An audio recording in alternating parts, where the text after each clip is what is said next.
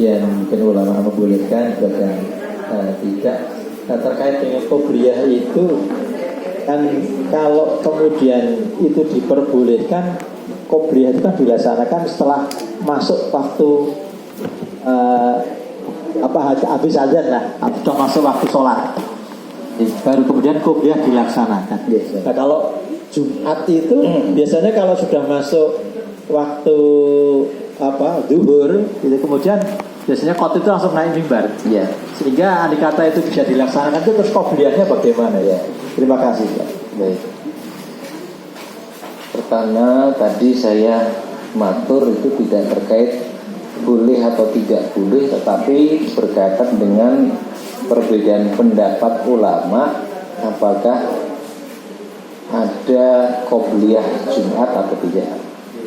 Ya, artinya kalau saya sampaikan dua pendapat itu,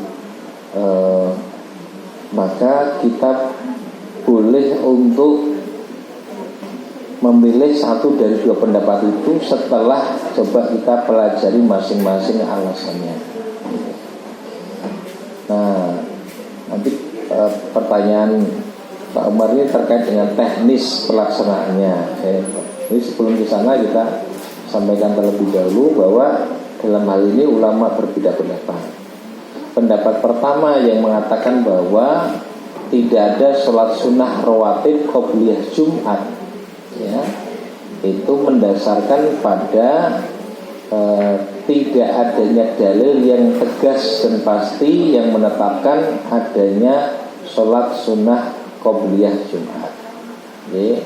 Padahal hadis-hadis Nabi cukup banyak yang menjelaskan tentang masalah sholat sunnah rawatib ini, dan tidak ada satupun dari hadis-hadis itu yang menyebutkan sholat sunnah rawatib qobliyah Jumat. Karena tidak ada dalil yang tegas tentang hal tersebut, maka pendapat pertama mengatakan tidak ada sholat sunnah rawatib qobliyah Jumat. Nanti kan problemnya ke teknis itu kan. Tapi sebelum itu, kenapa ada pendapat lain yang mengatakan ya sebelum sholat Jumat juga tetap ada qobliyahnya? Pendapat kedua ini mendasarkan pada dalil umum, dalil hadis yang kalimatnya umum. Umum itu tidak spesifik. Kalimat umumnya seperti apa? Dalam satu hadis disebutkan di Sahih riwayat Imam Bukhari, Rasul bersabda, bainal adzaini salatun. Beliau memulai 3 kali. Bainal adzaini salatun, bainal adzaini salatun.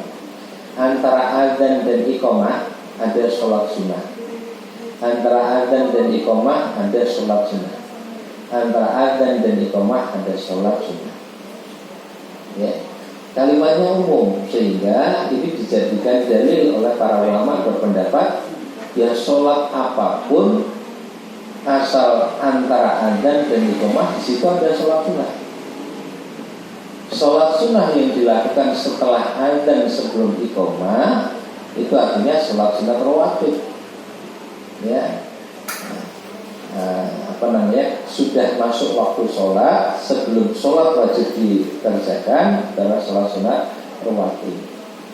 Nah, sehingga menurut pendapat kedua, dalil ini berlaku umum untuk seluruh sholat, tidak terkecuali untuk sholat Jumat. Gitu. Nah, pertama itu ada 2 pendapat. Nah, sekarang pada persoalan praktisnya, teknisnya, kalau mengikuti pendapat sholat qobliyah Jumat itu ada, tadi kan Pak Umar terus ya dengan juga terus selesai sholat kapan? Karena antara adzan dan iqamah. Sementara kalau sholat Jumat itu begitu adzan, khatib sudah menyampaikan khutbah, kan gitu. Jadi nggak ada waktu untuk sholat. Ya, fakta teknis ini pula yang dijadikan penguat pada pendapat yang pertama mengatakan tidak ada qobliyah Jumat, gitu. Tapi pendapat yang kedua mengatakan tetap ada berdasarkan keumuman hadis tadi, maka biasanya melakukan sholatnya itu adalah setelah adzan yang pertama, kan ada 2 kali adzan, biasanya itu. Setelah yang pertama udah mengerjakan sholat, ya. Nanti azan yang kedua itu khatib langsung menyampaikan khutbah. Ya, prakteknya biasanya begitu. Ya. Kalau saya sendiri cenderung pada pendapat tidak ada qobliyah. Tapi kalau ba'diyahnya jelas ada. Hadisnya juga tegas mengungkapkan ya ba'diyah sunat itu. Di hadis riwayat Bukhari disebutkan 2 rakaat, di hadis riwayat Muslim disebutkan 4 rakaat. Maka boleh 2 rakaat, boleh 4 rakaat. Ya. Itu sebagian ulama itu menganjurkan, sifatnya tidak di dalam teks hadisnya, tapi ya anjuran ulama. Kalau 4 rakaat ya dikerjakan di masjid, 2 rakaat dilakukan di rumah. Ya, tapi bukan pada teks hadisnya. Hasilnya tidak menyebut itu sehingga sifatnya pilihan mau 2 rakaat boleh, 4 rakaat silakan. Ya, di masjid 2 rakaat juga boleh. Ya, mau 4 rakaat juga silakan. 2 rakaat salam, 2 rakaat salam. Ya. Saya kira ini Allah. Masih menyambung kata-kata. Ya. Ya. Ya. Apa itu? Khutbah Jumat itu kan utama ya. Artinya jamaah itu diwanti-wanti kalau bisa mendengarkan khutbah Jumat. Nah, yang saya tanyakan ketika kita masuk masjid terlambat, sehingga kita harus sholat sunnah dulu, itu yang mana yang lebih utama? Kita tidak usah sholat sunnah. Kalau kita sholat sunnah berarti kita mengabaikan khutbahnya ya. Itu orang direwes khutbahnya itu. Atau kita tidak sholat sunnah, jadi lebih utama yang mendengarkan khutbah. Itu sebaiknya bagaimana? Sebaiknya tidak telat.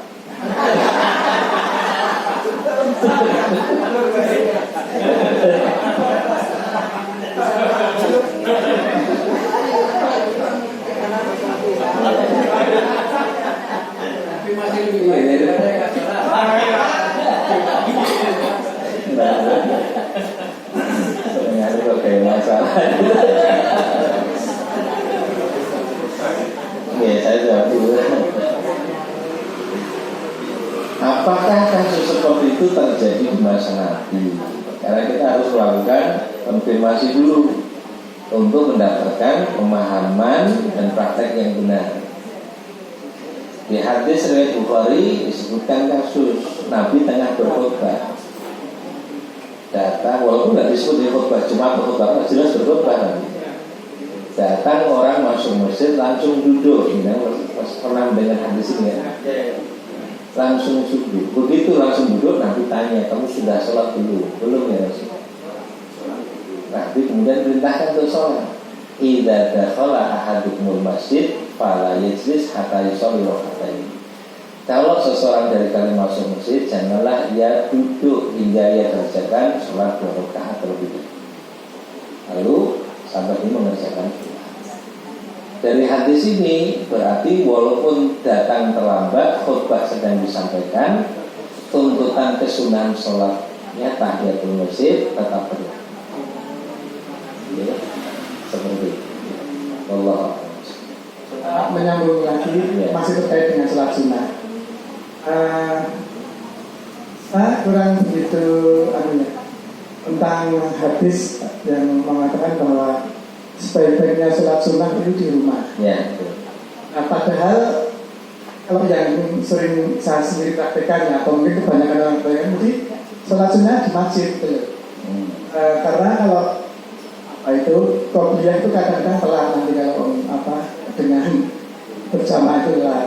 Tapi kalau ba'diyahnya itu kadang-kadang males ya, karena di rumah itu jelas terganggu gitu. Maka kebanyakan sholat sunnahnya itu di masjid gitu. Nah, hadis tadi gimana? Soalnya tidak, atau yang mengatakan bahwa lebih afdal atau sebaik-baiknya sholat sunnah itu di rumah dilakukan. Afdolus sholatil mar'i fi baitihi illal maktubah. Hadisnya begitu. Riwayat Bukhari sahih.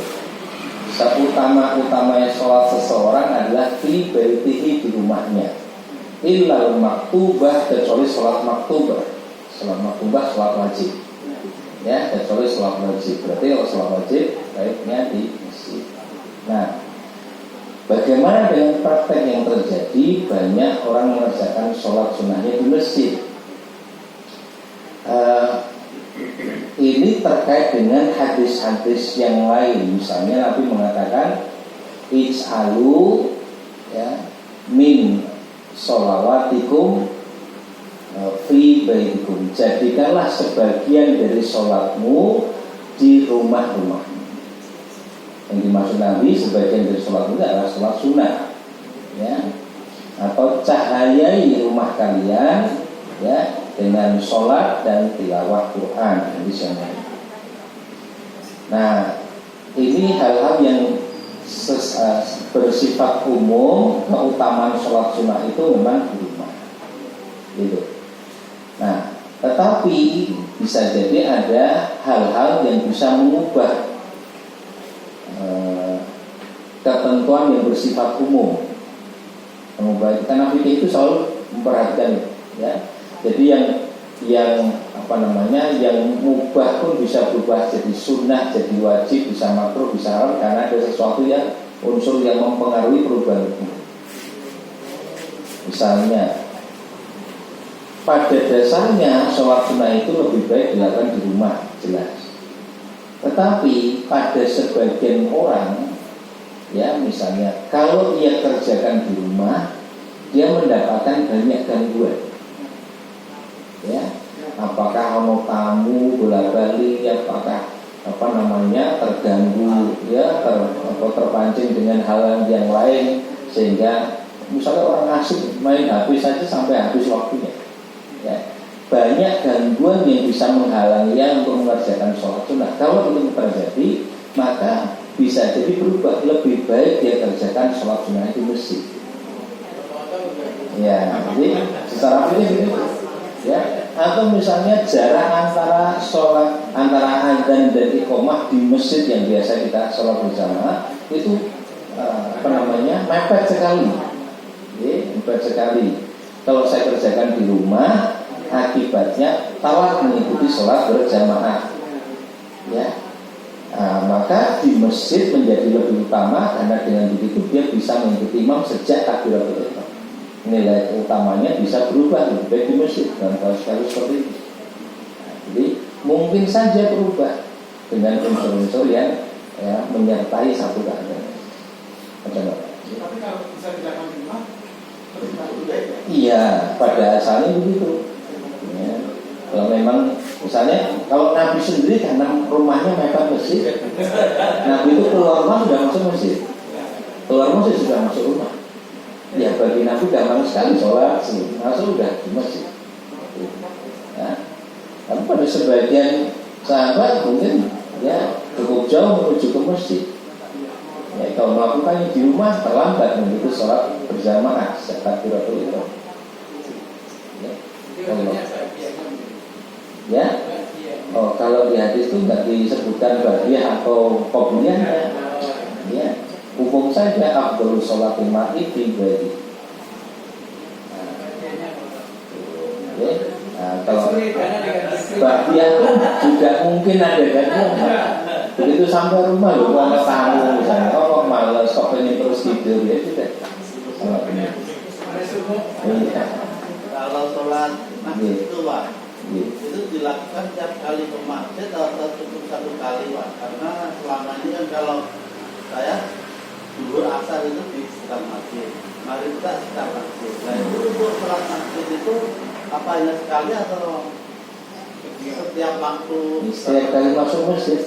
Karena hadisnya idza dakhala ahadukumul masjid fala yajlis hatta yusalli raka'atain. Jika seseorang dari kalian masuk ke dalam masjid, janganlah dia duduk hingga dia kerjakan sholat 2 rakaat.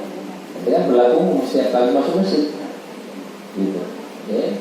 Walaupun tidak wajib, dia punya sunnah.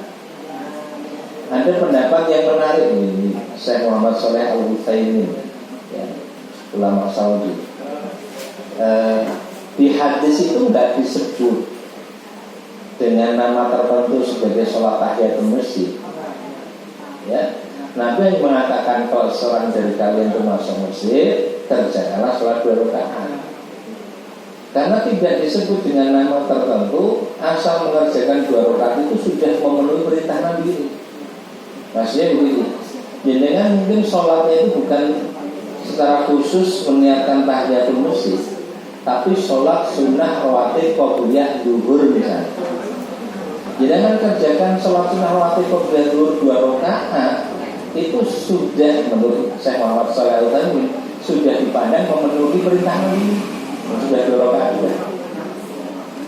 Nabi tidak menyebut nama khusus untuk sholat ini. Pokoknya 2 rakaat sholat apapun sudah memenuhi perintah. Iya.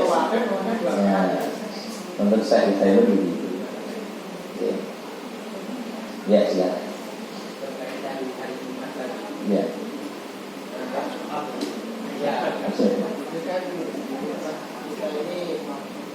Fenomenanya sekarang banyak saudara-saudara muslim kita yang melakukan sedekah Jumat. Ya, Jumat berkah. Jumat berkah ya. Pertanyaannya, apakah memang sedekah di hari Jumat itu lebih baik daripada hari-hari yang lain? Karena kalau kita hari Sabtu, hari Senin misalnya, itu tak. Ya. Allah Subhanahu wa Ta'ala memilih waktu-waktu tertentu yang diutamakan dari waktu-waktu yang lainnya. Itu kewenangan mutlak milik Allah Subhanahu wa Ta'ala. Dari keseluruhan malam, Allah menetapkan sepertiga malam terakhir lebih utama dari yang bagian yang lainnya. Dalam 1 pekan, 1 minggu, maka Allah menetapkan melalui lisan Rasulnya ada Sayyidul Ayyam, tuannya hari-hari, yaitu Yaumul Jumat. Dari keseluruhan hari Jumat ada waktu yang istimewa di hari Jumat. Kapan itu? Ya, tidak ditetapkan waktunya. Kalau di situ ulama berbeda pendapat. Ada waktu mustajabnya doa di hari Jumat. Kapan pastinya? Ada beda pendapat ulama. Sebagian ulama mengatakan ketika khatib duduk di antara 2 khutbah. Ulama yang lain mengatakan adalah ba'da asar di hari Jumat. Oke. Tapi yang pasti adalah ada ketentuan waktu yang lebih utama dari waktu yang lain. Ada tempat tertentu yang juga ditetapkan kemuliaannya lebih dari yang lain. Sholat di Masjid Nabawi 1000 kali lipat lebih baik ketimbang sholat di masjid yang lain. Di Masjidil Haram 100.000 kali lipat dibanding yang lainnya. Terserah Allah dalam menetapkan kelebihan satu tempat, satu waktu dengan waktu yang lain. Sehingga kalau Jumat ini diungkap oleh Nabi sebagai Sayyidul Ayyam, tuannya hari-hari, ya, tentu melakukan amal di satu waktu atau hari yang dimuliakan itu nilainya menjadi lebih baik dari yang lain. Sebagaimana mengerjakan amal soleh pada 10 hari pertama di bulan Dzulhijjah. Jadi ini sudah pasti begitu. Jadi kalau Allah memuliakan satu hari, ya dari hari yang lainnya tentu melakukan ketaatan di hari itu menjadi lebih baik dari hari yang lain. Oke, Allah a'lam. Sudah? Saya mohon silakan.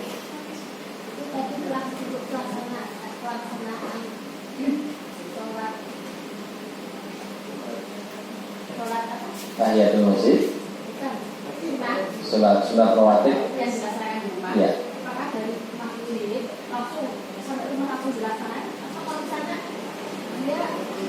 Ono selani gitu. Ya. Boleh, tidak ada masalah. Ono selani misalnya sempat matikan kompor atau mungkin sedang sempat ngobrol. Ya, boleh, tidak masalah. Tidak harus langsung. Boleh. Ya. Sudah? Silakan dulu.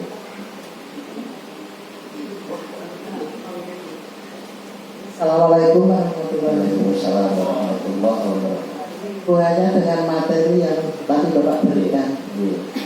Setelah apa yang tadi dikatakan oleh Pak Hendranto, situasi di negara kita, situasi sosial kita.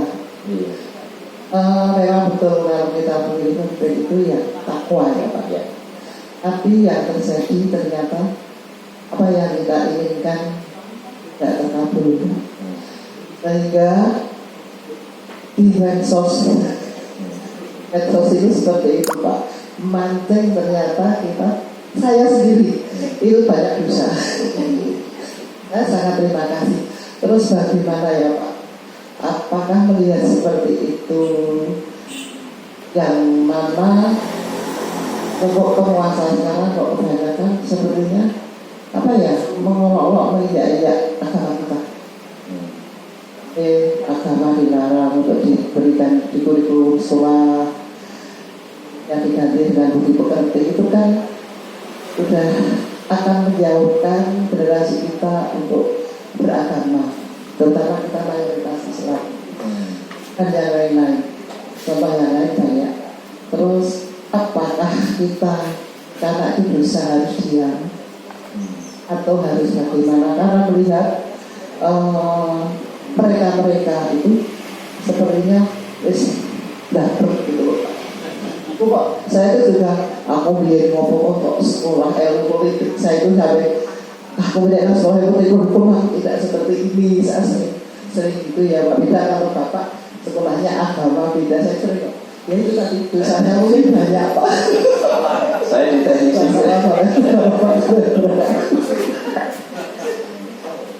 Oke. Terus pertanyaannya harus bagaimana? Sering marah gitu ya.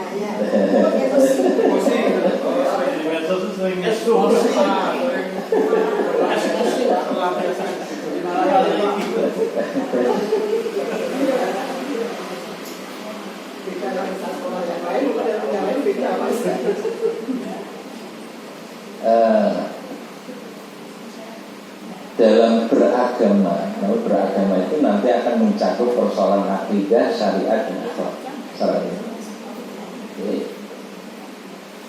Apa yang tengah kita bahas, kita pelajari, kita berbicara itu ini kental dengan persoalan akhlak.